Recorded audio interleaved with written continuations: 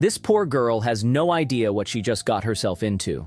On a moonlit night, somewhere in the woods, a man is running towards his car. He cries out for help as a mysterious figure wielding a knife is in hot pursuit. Unfortunately, the killer soon catches up, murders the man, and drags his body towards an unknown place.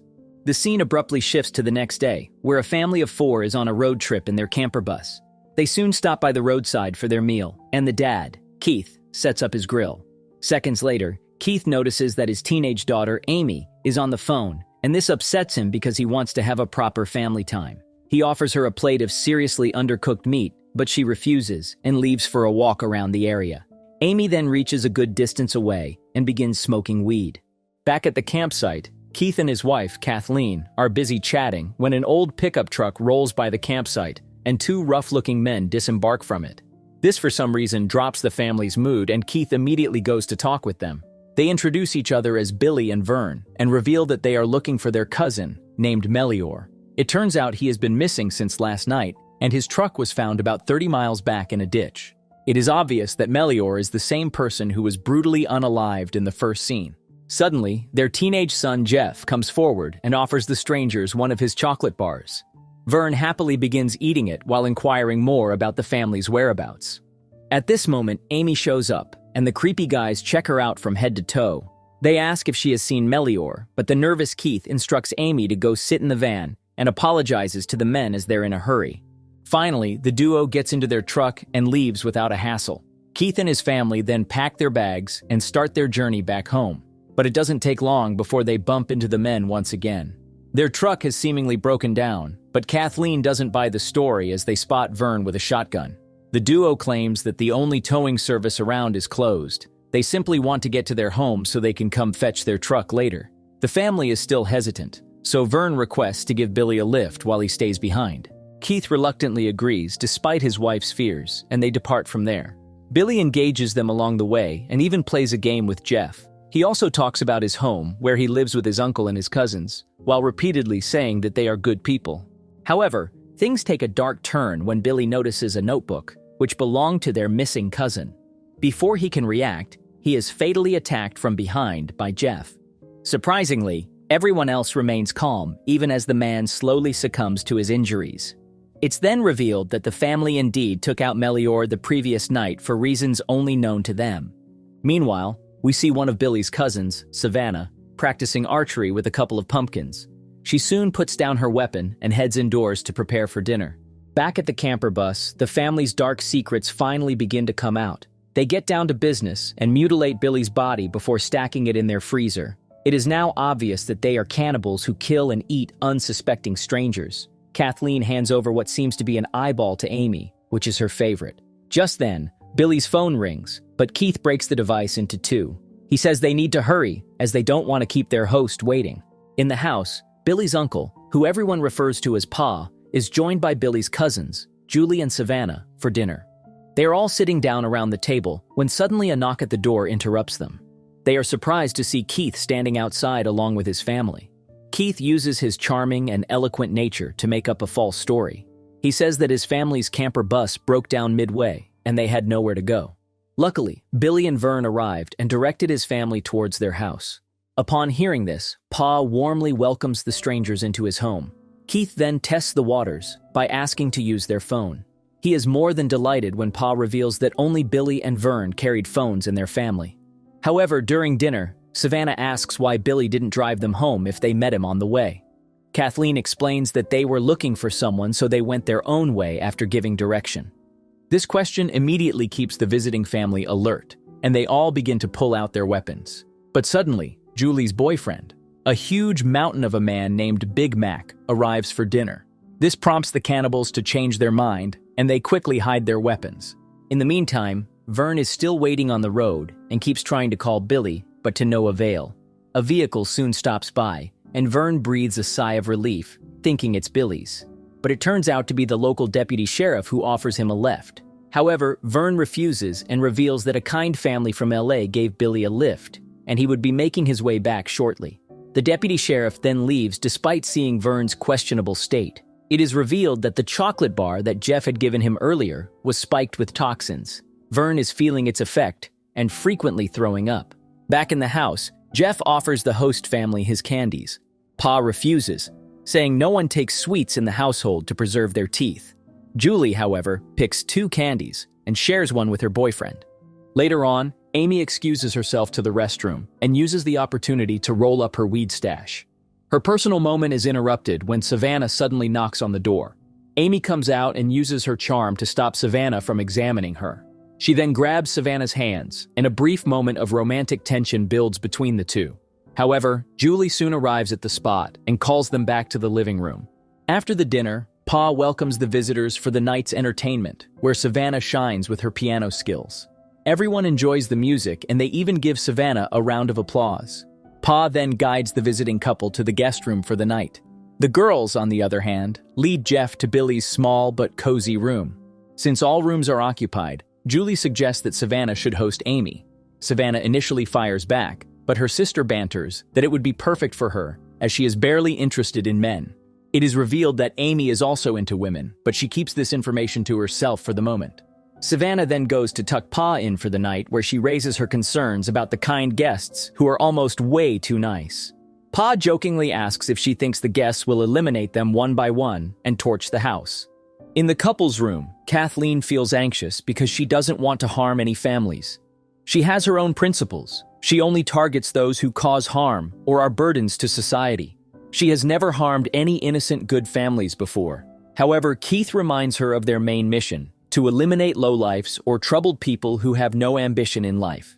It's revealed that they occasionally travel far from civilization to eliminate underprivileged individuals and save them from suffering. But Kathleen thinks that the family is only living off-grid and points out that Savannah has been recently accepted into a community college. Her husband dismisses this and insists they go ahead and unalive everyone. Following this, Keith leaves for Jeff's room to brief him on the plans and stop him from acting spontaneously to quench his thirst. He plans to divide the members amongst them and asks Jeff to stay off Big Mac. Keith knows the big man can cause them trouble and wants to personally handle the matter. He promises that if his son follows the orders, he will allow Jeff to eliminate Julie as a reward. Meanwhile, Vern, who is now convinced something terrible has happened, sets off on foot to find Billy. Back in the house, Savannah is surprised to see Amy speaking over her phone to her lover. Amy tries to change the topic and explains that her battery is almost dead. Savannah, who now knows Amy might be into boys, offers to sleep on the living room's couch. But the clever Amy begins to seduce her, taking her shirt off and suggesting they should both sleep on the same bed. Unbeknownst to Savannah, her sister Julie is in the washroom vomiting as the chocolate toxins gradually kick in. It is then revealed that Amy had accidentally dropped the eyeball that her mother had earlier given her. It is currently lying near the toilet, where Julie is throwing her guts out. Big Mac is also affected and rushes outside to relieve himself. Back inside, Amy begins to open up about her life with her new friend. She reveals that sometimes she hopes she was away from her family, being a normal, happy person. Savannah, unaware of the real meaning, reassures her that she indeed is a good human. The romantic chemistry between the two girls begins to grow as Amy suddenly kisses Savannah. Amy also reveals that her mom supports her desire but has kept it from her dad, who is very old-fashioned in his beliefs. As the duo enjoy their intimate time, Amy's family jumps into action.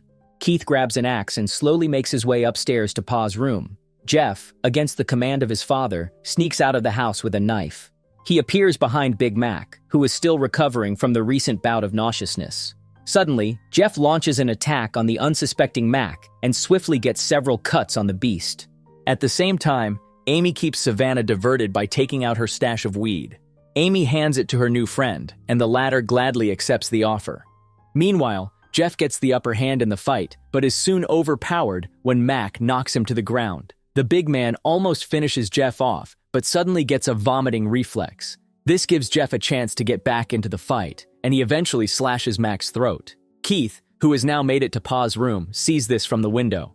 He freaks out and wakes the old man up in the process. After splitting Pa's head, Keith hurriedly goes downstairs. He calls Jeff back in and gives the boy a lecture for going against the plan. His mom also scolds him for his dangerous risk that would have put everyone at risk. Despite this, Keith secretly lauds Jeff for his courageous move and gives him Pa's tongue as a reward. Meanwhile, the two young girls are getting intimate in their room. Amy is on top and secretly pulls out her knife to kill the innocent victim. But Savannah has a last-minute change of mind and jolts back up. This causes Amy to fall off the bed and accidentally onto her knife she was hiding. Amy quickly makes up an excuse and explains that it's for protection. Savannah then fetches some dressings and stitches her new friend's wound. Seeing Savannah's skills in so many fields, Amy is unable to finish her off. The family usually kills lowlifes, but Savannah doesn't seem to fit the description of their regular victims. As Savannah heads out to pick up her medical kit, she hears some noises and is surprised to see the guest's camper bus nearby. She is surprised as the family had earlier revealed that it had broken down miles away. She then sneaks out of the house and goes in the vehicle to have a quick look around. It doesn't take long before she comes across Billy's mutilated body.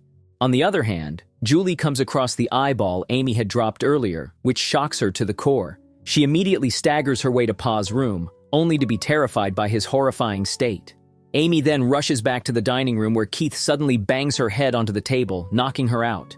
Jeff, who seems to be enjoying the bloodshed, loudly hoots at this. But Keith says he wants his wife, Kathleen, to carve up the victim. It is then revealed that despite having eliminated multiple people up until now, Kathleen has never personally killed anyone. Everyone gathers around to witness Kathleen slice up her first body.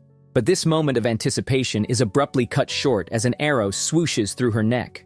It turns out to be Savannah, who has successfully taken one down of these cannibals with her archery skills. Realizing that they are in grave danger, the remaining family members stay away from the window. Amy, horrified at the sight of her mother's death, screams at her father. She claims that these people aren't drifters or street trash, but Keith refutes, saying they are nothing. To seek vengeance, Keith ties Julie up and hurts her, knowing Savannah would eventually show up. Savannah, on the other hand, sneaks through the window into her bedroom, where she luckily finds Amy's phone. She immediately calls for help from the local police, but doesn't give all the details of what is happening. Unfortunately for her, Jeff overhears the call and cautiously approaches the room with a sharp knife. Not too far away, the deputy sheriff who received the call notices something really weird. He tells his superior that the number he just got a call from had the area code from Los Angeles. He then recalls Vern telling him that a kind family from LA gave Billy a lift. In the meantime, Jeff tries to enter the bedroom on his own, but is easily knocked down by the resourceful Savannah. She then comes to the dining room where the rest of the cannibal family are present.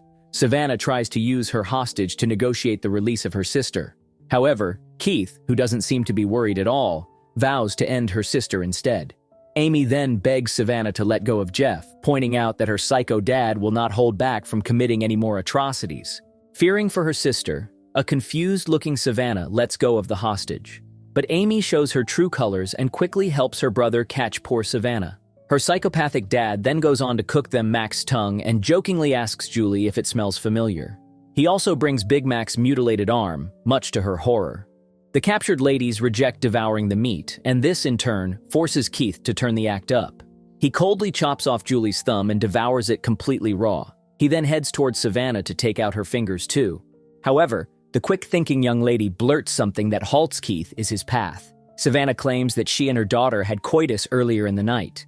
Seeing the father's reaction, she spills the beans on Amy's hidden sexuality and drugs, which catches Keith by surprise. The father and daughter soon get confrontational on the issue, allowing Savannah to free herself in the nick of time. She secretly picks up a fork and drives it into Keith's eye, prompting Amy to retaliate. Surprisingly, despite the immense pain, the psychotic dad devours his own eye. Just then, Vern makes it home and fires at Keith, immobilizing him momentarily. Chaos ensues as everyone fights for their and their families' lives. Savannah leads Jeff to the kitchen, where she burns his hand and scalds his face with boiling water. As he weakens from the pain, Savannah uses the opportunity to choke him, and eventually Jeff passes out. Vern, on the other hand, takes on the father, who grabs a nearby knife and fatally stabs his opponent with it. Keith is satisfied with this, but Julie, who is now free, smacks him with a nearby iron rod. Following this, the poor sisters finally get a sigh of relief. But they soon realize it's not over as Amy rises up and fatally stabs Julie. An enraged Savannah then goes after Amy, brutally fights her to the ground, and smashes her face against the piano. She now wants to pour out her frustration by dissing slow and painful punishment to Amy. But as Savannah is about to end the nightmare, she is killed by the idiot deputy sheriff who has just arrived. The deputy is misled by the scene. He feels bad for the guests, who seem to have been treated badly by their hosts. He immediately calls for medical help and reports to headquarters that the villagers killed the innocent tourist family. Moments later, the deputy hears a racket and sets out to investigate it, leading him to the family's camper. The movie ends as Amy, who is now free, sets out in her family's camper, with evil still rushing through her bloodstream.